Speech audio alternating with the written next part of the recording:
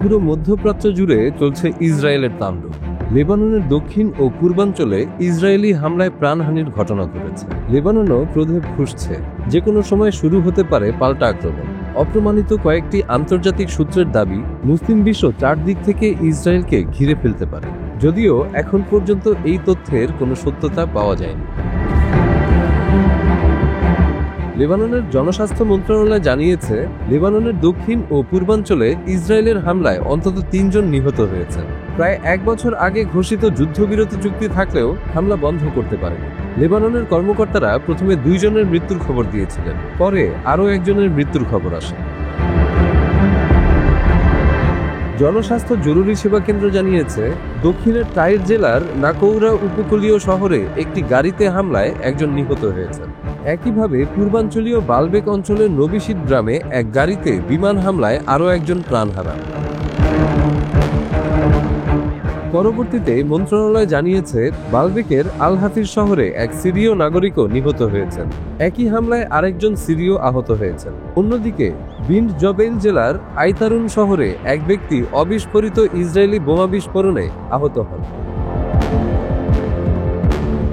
ঘটনার কয়েক ঘন্টার মধ্যেই লেবাননের জাতিসংঘ শান্তিরক্ষা বাহিনী জানিয়েছে, দক্ষিণ লেবাননের কাফের কিলা শহরের কাছে তাদের একটি টহল দলের কাছে ইসরায়েলি ড্রোন গ্রেনেড ফেলে। পরে একটি ট্যাঙ্কও গুলি ছোড়ে, তবে কোনো হতাহতের খবর বা ক্ষতির তথ্য নেই।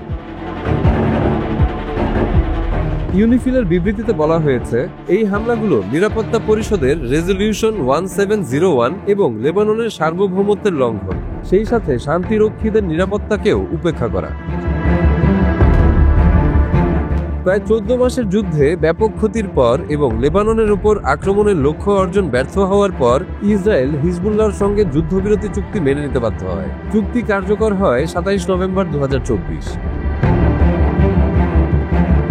চুক্তি বাস্তবায়নের পরও ইসরায়েল বারবার লেবাননের বিভিন্ন স্থানে বিমান হামলা চালিয়েছে, যা স্পষ্টতই যুদ্ধবিরোধী চুক্তির লঙ্ঘন।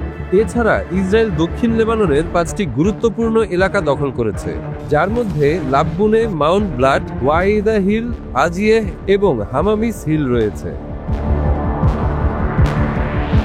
লেবানন সরকার জানিয়েছে, ইসরায়েলের চলমান সামরিক উপস্থিতি অস্ত্রবিরতি চুক্তি ভঙ্গ করছে। পূর্ব নির্ধারিত সময়সূচি অনুযায়ী সেনা প্রত্যাহার হওয়ার কথা ছিল, কিন্তু তারা এখনো সীমান্তে অবস্থান করছে। উত্তেজনা ও বর্বর হামলার মধ্যে লেবাননের সাধারণ মানুষ এখনো নিরাপত্তাহীনতায় ভুগছে। আন্তর্জাতিক মহল সহ বিভিন্ন পর্যবেক্ষক ইসরায়েলি আগ্রাসন ও লেবাননের সার্বভৌমত্ব লঙ্ঘনের তীব্র নিন্দা জানিয়েছে। এসব হামলা থেকে সুরক্ষা ও শান্তি প্রতিষ্ঠার জন্য বহুপাক্ষিক কূটনৈতিক চাপ প্রয়োজন।